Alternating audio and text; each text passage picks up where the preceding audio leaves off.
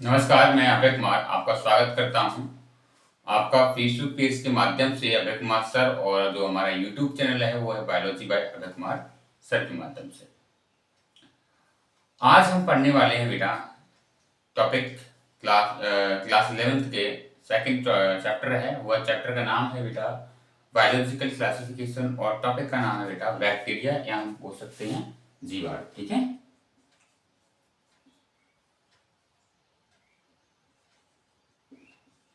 Bacteria. आशा कर रहा हूं ये सारा कुछ आपको यहाँ पे दिख रहा होगा। क्लास 11th के लिए है सेकंड चैप्टर। ठीक है, सभी एनसीईआरटी बेस है plus UP board, Bihar board, जो भी जितने भी बोर्ड हैं उस सब के लिए 100% सिक्योर क्लासेस चल रही हैं, ये ध्यान रखो। ठीक है, अब हम बात कर रहे हैं जीवाणु अथवा बैक्टीरिया। बैक्टीरिया जो शब्द है, ठीक है बेटा, कौन सा बैक्टीरिया जो शब्द है वो ग्रीक भाषा के शब्द बैक्टीरियन से बना है। किससे? जो ग्रीक भाषा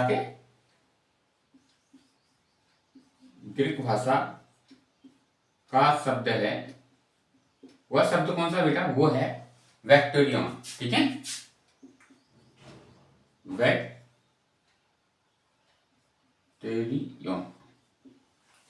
इस शब्द से बना है, जिसका अर्थ होता है, अगर इसका अर्थ की बात करेंगे तो अर्थ होता है इसका एक छोटी सी छड़, स्मॉल रॉड।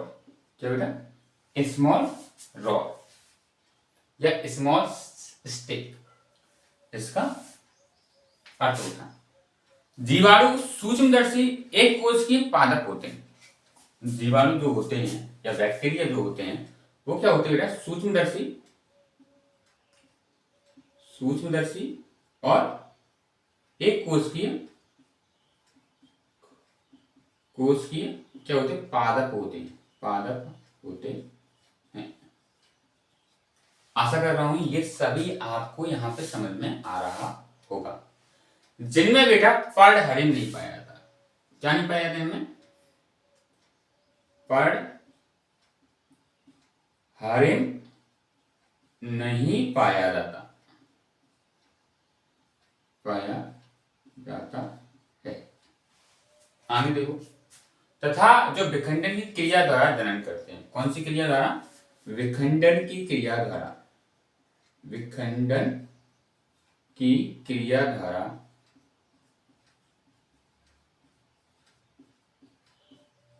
जनन करते हैं। आशा कर रहा हूं कि ये बैक्टीरिया वाला इतना जो टॉपिक है वो आपको समझ में आ रहा होगा। सबसे पहले सन, कब बेटा? सबसे पहले जो सन 1683 में हॉलैंड के निवासी, ठीक है, 1683 में हॉलैंड के निवासी कौन थे बेटा? लीवनहॉफ, या हम बोल सकते हैं एंटनी वॉन लीवनहॉफ। ठीक है, एंटोनी वॉन लीवनहॉफ नामक वैज्ञानिक ने अपने बनाए हुए सूक्ष्मदर्शी द्वारा जल, लार एवं डार्क से खुरचे मैल को देखा। ठीक है, क्या किया उन्होंने? अपने बनाए सूक्ष्मदर्शी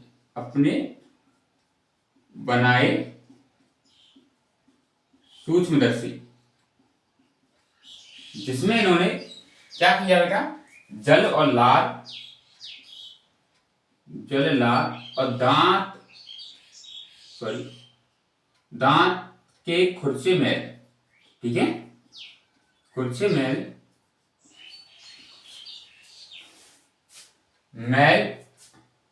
को देखा। उसमें अनेक सूक्ष्म जीवी दिखाई दिए। क्या दिए बेटा? देखा, उसमें अनेक सूक्ष्मदर्शी दिखाई, उसमें अनेक सूक्ष्मदर्शी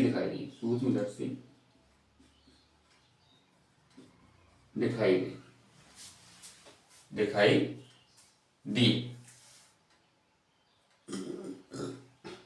ये सभी क्या थे, ये सभी जितने भी सूक्ष्मदर्शी थे, सूक्ष्म जीव, ये सभी क्या थे, जीवाणु थे। क्या थे, जीवाणु, या हम बोल सकते हैं बैक्टीरिया, जीवाणु थे।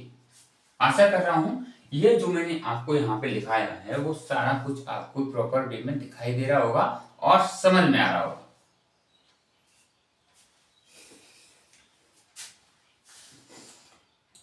फिर लीबनिज ने 1778 में इन्हें वंश में रखा। इन्हें किस में रखा, वर्म वंश में। ठीक है, किसने, लीनियस ने। लीनियस नाम के वैज्ञानिक ने 1758 में वर्म नामक वंश में रखा। ठीक है, वंश में रखा। एरनबर्ग नाम के एक वैज्ञानिक थे, इन्होंने सबसे पहले जीवाणु नाम दिया। ठीक है, एक एरनबर्ग वैज्ञानिक आए। कब आया, इनकी सन के देख लो, 1829 में। 1829 में इन्होंने क्या, जीवाणु नाम दिया, जीवाणु नाम दिया। ये भी आपको समझ में आ रहा होगा। ठीक है, लुई पास्चर ने किण्वन पर कार्य किया और बताया कि यह जीवाणु द्वारा होता है। लुई पास्चर नामक वैज्ञानिक ने किण्वन पर कार्य किया। ठीक है, और बताया कि यह जीवाणुओं द्वारा होता है। क्या होता है स्पष्ट के पदार्थों को सड़ना तथा विभिन्न रोगों का कारण सूक्ष्मजीवी होते हैं। मतलब इन्होंने ये बताया कि किण्वन की क्रिया होती है। किण्वन क्रिया कई दिनों तक कोई चीज को गलाते रहते हैं। ठीक है, वही होती है जैसे दारू बनाना हमारा, तो यही क्या है, किण्वन है।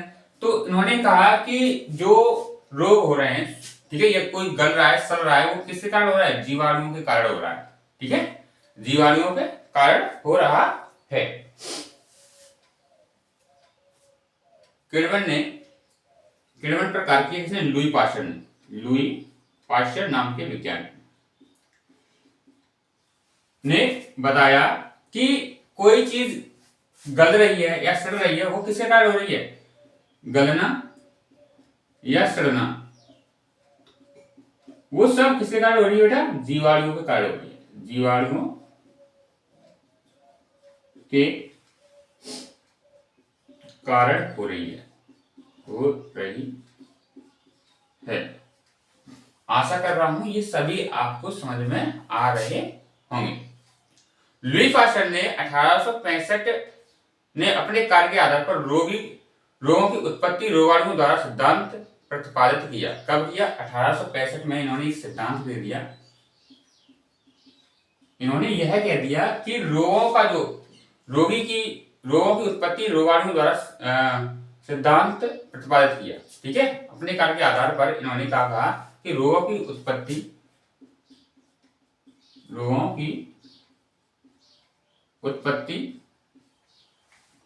रोगाणुओं द्वारा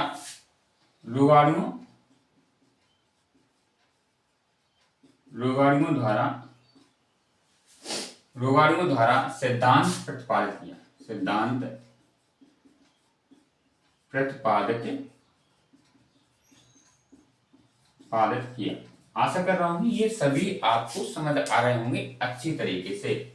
इसको मिटा देते हैं, अब आगे नेक्स्ट पढ़ते चले जाएंगे। ठीक है, प्रतिपादित किया, जिसे चिकित्सा विज्ञान में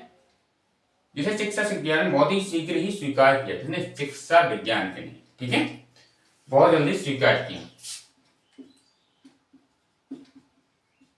चिकित्सा विज्ञान ने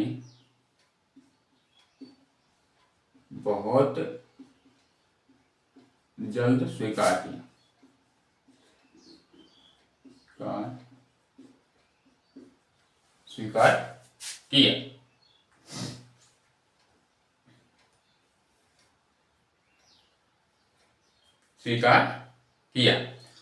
फिर इसके बाद एक वैज्ञानिक आए, वो थे रॉबर्ट कोच। ठीक है, यह सिद्ध किया चौपाओं में होने वाले एंथ्रेक्स बीमारी और मनुष्य में क्षय रोग, यक्ष्मा तथा हैजा का कारण भी जीवाणु है। ये कब आए बेटा? 1843 से 1910 में, ठीक है। रॉबर्ट कोर्स आए।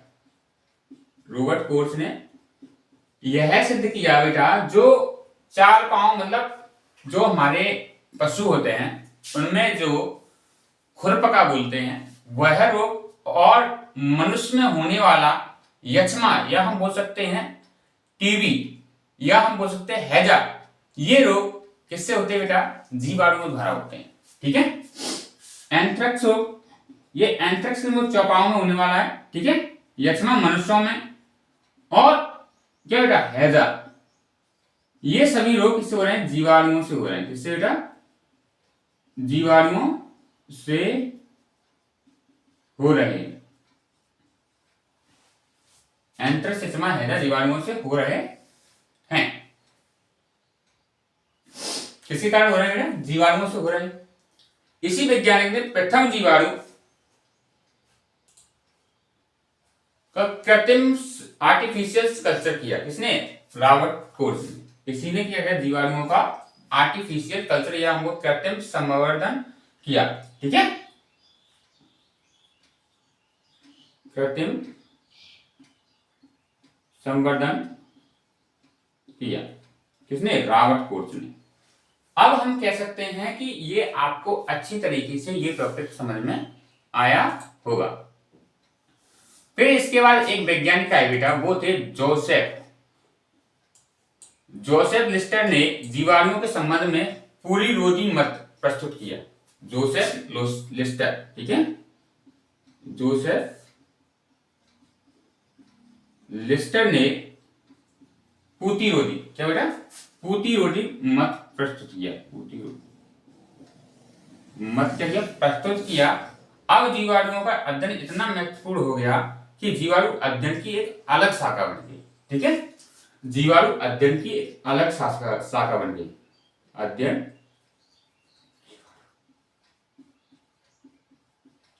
जीवाणु अध्ययन की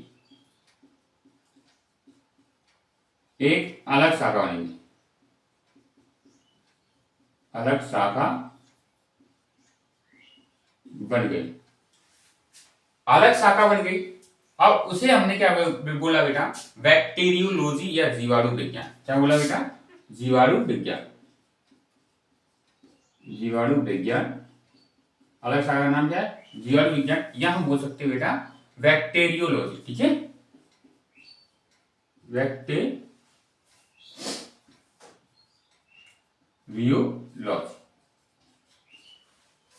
ठीक है। लुई पाश्चर को सूक्ष्म विज्ञान का पिता कहा गया। लुई पाश्चर को क्या कहा गया? सूक्ष्म विज्ञान का पिता। सूक्ष्म विज्ञान का पिता कहा गया, या हम बोल सकते हैं फादर ऑफ बैक्टीरियोलॉजी, ठीक है। फादर ऑफ बैक्टीरियोलॉजी कहा गया इसको? लुई पाश्चर, ठीक है। रॉबर्ट कोच को आधुनिक जीवाणु विज्ञान का जनक या फादर ऑफ मॉडर्न बैक्टीरियोलॉजी, ठीक है। हाँ, किसको? रॉबर्ट कोच को। रॉबर्ट कोच को क्या कहा गया बेटा?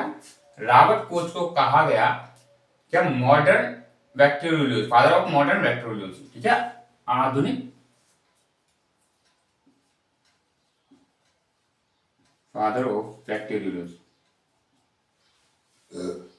Father of modern bacteriology, sorry, modern bacteriology,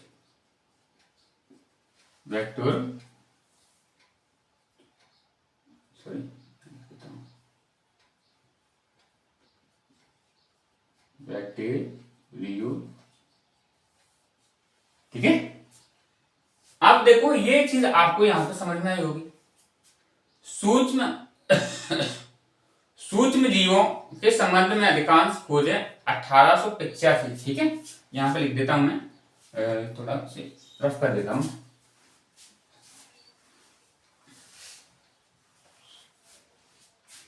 सूक्ष्म जीवों में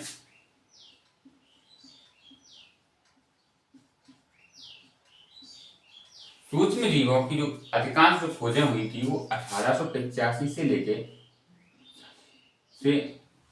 1914 तक के बीच में, 1914 के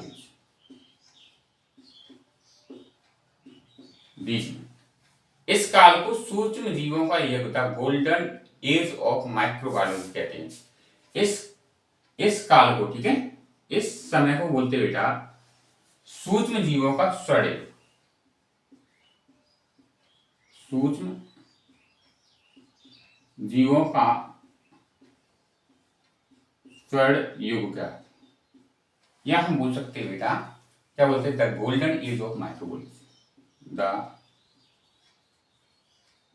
गोल्डन एज ऑफ माइक्रोबायोलॉजी, ठीक है, बायोलॉजी कहते हैं। आशा कर रहा हूं ये भी आपको अच्छी तरीके से समझ में आया होगा। अब हम बात करेंगे यहाँ पे, ये तो हमने थे जीवाणु पढ़े, अब हम इसमें इनके सामान्य लक्षण भी पढ़ेंगे। फिर अलग अलग वीडियो जीवाणु का वास स्थान या जीवाणु के सामान्य लक्षण इसी में पढ़ेंगे, ठीक है। इसमें सामान्य लक्षण निम्नलिखित होते हैं, ठीक है, या हम बोल सकते हैं बहुत सारे होते हैं उन जीवाणुओं के सामान्य लक्षण। सामान्य तो नंबर फर्स्ट जो सामान्य लक्षण है, जीवाणु सरलतम एक कोश के आद्य सूक्ष्म जीवी हैं, ठीक है। नंबर फर्स्ट जीवाणु सरलतम एक कोश की आद्य सूक्ष्म जीव,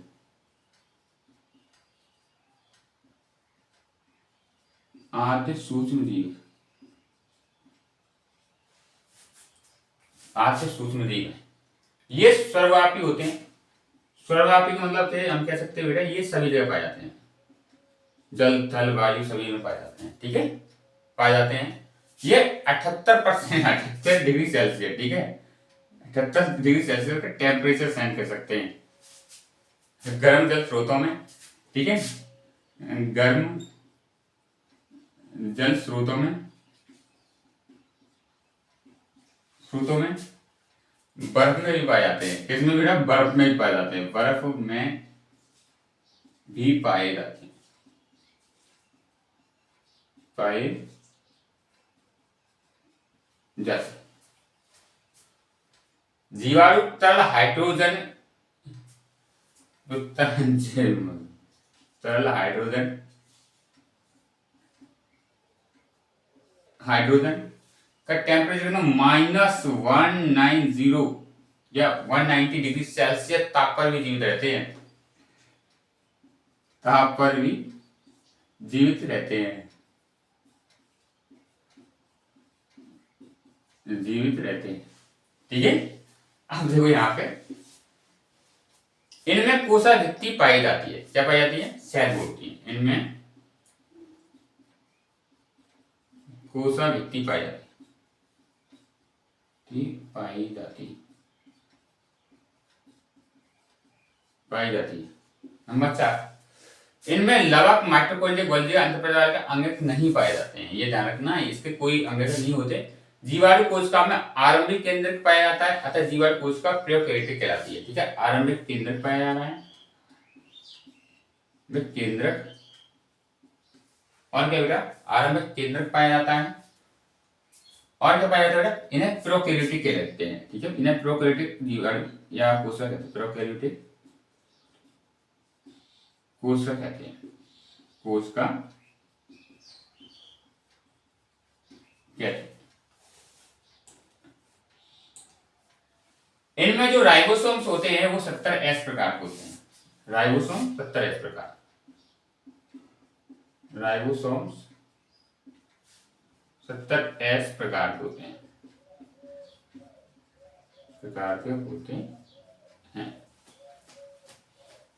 होते हैं। ये सामान्यतः अलैंगिक जनन द्विविभाजन द्वारा होता है, सामान्यतः जनन होता है अलैंगिक जनन द्वारा होता है, ठीक है, सामान्यतः जनन अलैंगिक द्वारा होता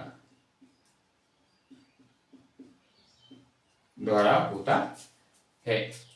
लैंगिक जनन स्पष्ट युग्मकों द्वारा नहीं होता, इनमें आनुवंशिक पुनर्संयोजन होता है। ठीक है, स्पष्ट नहीं होता क्या लैंगिक जनन, पर इनमें आनुवंशिक